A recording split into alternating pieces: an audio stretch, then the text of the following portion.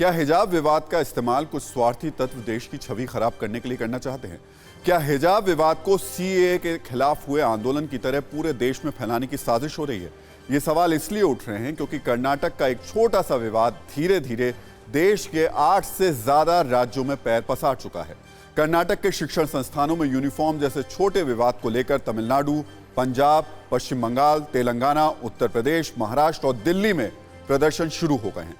कई दूसरे राज्यों में भी हिजाब विवाद को लेकर लोग सड़क पर उतर रहे हैं। इसलिए ये सवाल उठ रहे हैं कि क्या कोई सोची समझी साजिश के तहत हिजाब विवाद के नाम पर पूरे देश में प्रदर्शन और हंगामे की साजिश हो रही है?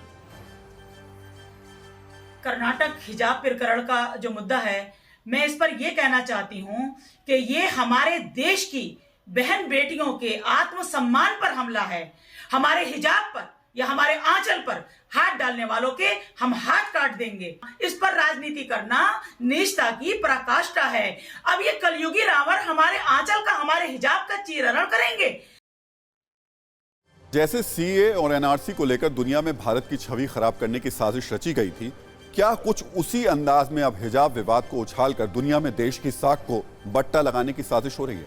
इस साजिश की शुरुआत पाकिस्तान से हो चुकी है। पाकिस्तान लगातार कर्नाटक के हिजाब विवाद को मुद्दा बना रहा है। अब अमेरिका में बाइडेन एडमिनिस्ट्रेशन में अंतर्राष्ट्रीय धार्मिक स्वतंत्रता मामले के राजदूत रशद हुसैन ने ट्वीट करके कहा है कि कर्नाटक सरकार को इसका फैसला नहीं करना चाहिए कि कोई मजहबी पोशाक पहने या नहीं। रशद हुसैन ने कहा कि किसी की मजहबी आज़ादी सुनिश्चित करने के लिए उसे उसके मजहब की पोशाक पहनने की आज़ादी भी होनी चाहिए। हिजाब विवाद को लेकर English football club Manchester United के फ्रांसीसी फुटबॉलर पॉल पोग्बा ने सोशल मीडिया पर पोस्ट की है। उन्होंने इंस्टाग्राम पर एक वीडियो शेयर करते हुए कहा कि भारत के कॉलेज में हिजाब पहने हुई लड़कियों को भीड़ ने परेशान किया। पहले पाकिस्तानी मीडिया में चर्चा, फिर पाकिस्तान की संसद में हिजाब पर चर्चा। सोचिए, भारत के इस बेहद लोकल मुद्दे, स्कूल यूनिफॉर्म से जुड़े मुद्दे पर पाकिस्तान की इतनी दिलचस्पी क्यों है? पाकिस्तान की दिलचस्पी और उसकी साजिश को समझने के लिए हम आपको एक और तथ्य बताना चाहते हैं। पाकिस्तान के पाले हुए आतंकी गुरपतवंत सिंह पन्नू ने एक वीडियो जारी करके हिजाब विवाद पर लोगों को उकसाने की कोशिश की। पन्नू ने हिजाब विवाद पर हिजाब रेफरेंडम के लिए वेबसाइट बनाई है। पन्नू ने भारतीय मुसलमानों को हिजाब रेफरेंडम शुरू करने के लिए उकसाया है। पन्नू ने कहा कि भारतीय मुसलमान भारत को उर्दुस्तान बनाने की तरफ बढ़े। पाकिस्तान के इशारे पर मुसलमानों को उकसाने के लिए पन्नू ने कई भड़काने वाली बातें भी कही हैं। पन्नू ने हिजाब के खिलाफ बड़े पैमाने पर आंदोलन के लिए फंडिंग का ऐलान भी किया।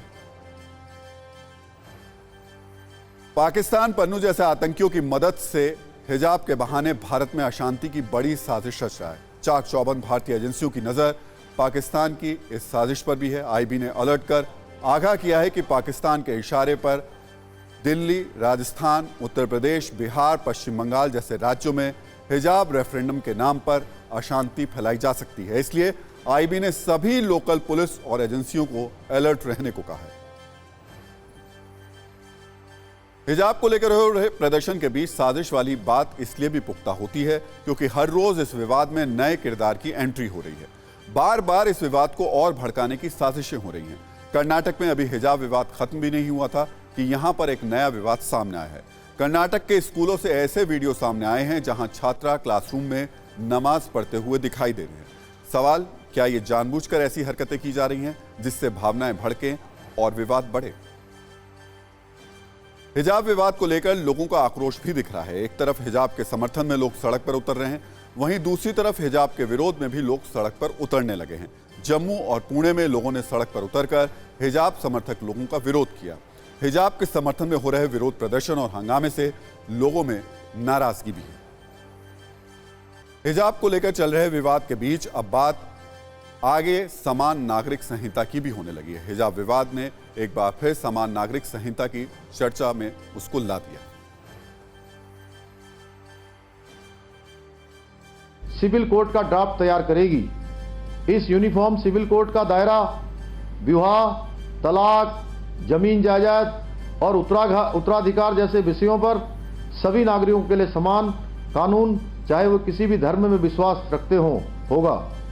ये यूनिफॉर्म सिविल कोड संविधान निर्माताओं के सपनों को पूरा करने की दिशा में एक अहम कदम होगा। परवाह देश की, सोमवार से शुक्रवार रात 10 बजे TV9 भारतवर्ष पर।